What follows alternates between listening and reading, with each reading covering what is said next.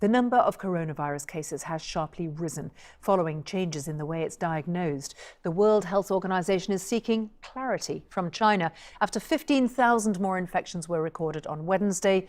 254 more deaths have been confirmed. That's more than double the previous daily record. Almost all of them are in Hubei province. Almost 60,000 people in China are now known to be infected, and the number of those killed stands at more than 1,300. Also, officials in Vietnam have placed a town of 10,000 people under quarantine following 5 cases of virus infection there. Vietnam declared a public health emergency over the epidemic at the beginning of this month. And in Japan, a cruise ship, the Diamond Princess, remains quarantined in Yokohama after an outbreak of the virus on board. It's now thought 218 passengers and crew members are among those infected. Our correspondent, Rupert Wingfield-Hayes, is in the port. So the number of infections on board the Diamond Princess behind me here in Yokohama has again jumped today. 44 new cases confirmed today. That followed 39 cases yesterday. And that brings the total number of infections from the ship to 218. And that means, as we know now, that this is now the single biggest outbreak of the COVID-19 virus anywhere outside mainland China. The Japanese government has made a small concession to the criticism that has been building of the way that it's handling this outbreak. They've said that very elderly people over the age of 80 will be allowed to disembark if they have underlying health conditions or if they are in one of those inside cabins that don't have any outside windows or balconies. So expect to see that start happening maybe tonight or on Friday. But there are many questions that remain. First of all, obviously, are infections still taking place? Is the virus still circulating around the ship? No one really knows. And the other big question is, why still has the Japanese government not managed to test all of the passengers and crew on board? Well, let's get you some real expertise now. David Heyman is a professor of infectious disease epidemiology at the London School of Hygiene and Tropical Medicine. David previously directed the World Health Organization response to the SARS outbreak in 2003. David, first I want to talk to you about the mortality rate. The reports were seeing put the mortality rate of this virus at about 2%. Right, that's right, and that would be at the level of influenza, seasonal influenza. Each year there are about 1 to 2% of people who die, unfortunately. But what's happened in China is the case definition, that is the way they define a disease, has included pneumonia.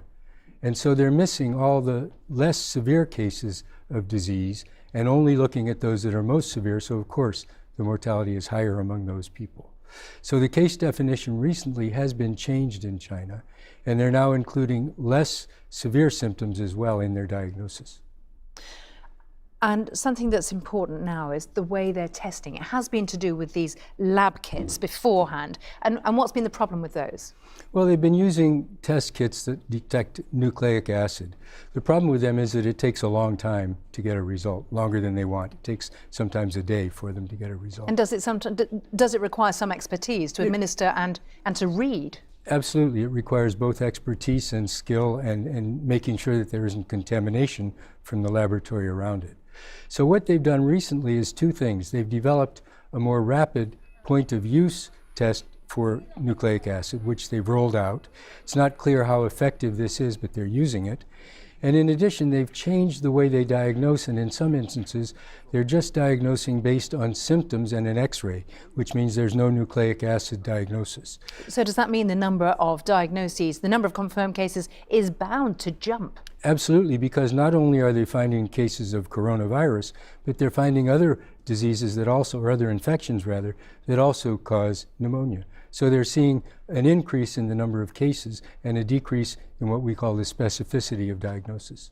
So what, in kind of real world terms, David, what does this mean? Does it mean that just that the clinicians are able to spot coronavirus better, or that we should be alarmed at the way in which it is spreading or the rate at which it's spreading? Well, certainly it's spread throughout China. And China's making every effort they can in the way that they do best to stop the disease. What's important, though, is those 24 sites outside of China and also the cruise ships. That's where the information about how severe the disease is will really come from, because the patients here are being monitored very closely, as are their contacts. And we're learning a lot as we see what happens in these situations, which hopefully will lock down the disease in these countries and not permit it to spread further. Is there an issue here in that China's obviously Communist Party, state controlled, command and control to a certain extent? For other countries, not the case, and it might be that there's less grip on the way centres are run, the ability to build the medical facilities as well. Well, clearly, in the SARS outbreak, China had the same type of a lockdown, and they rapidly got rid of the infection. In other countries where there was a different approach, it sometimes recurred after they thought they had it controlled. So there are benefits of authoritarianism, but there are also disadvantages. And the disadvantages, of course, are an infringement on human rights. How would you describe your level of concern about the coronavirus outbreak? I think we're all concerned about what we don't know. Right. We know so far what's happening and what we can see, but what we don't know is the real potential of this virus, whether or not this eventually could become a disease endemic in humans like TB, influenza, or others, because influenza also comes from animals into humans, and it sometimes becomes a permanent resident. David Heyman, really appreciate you coming in today. Thank you very much. Thank you.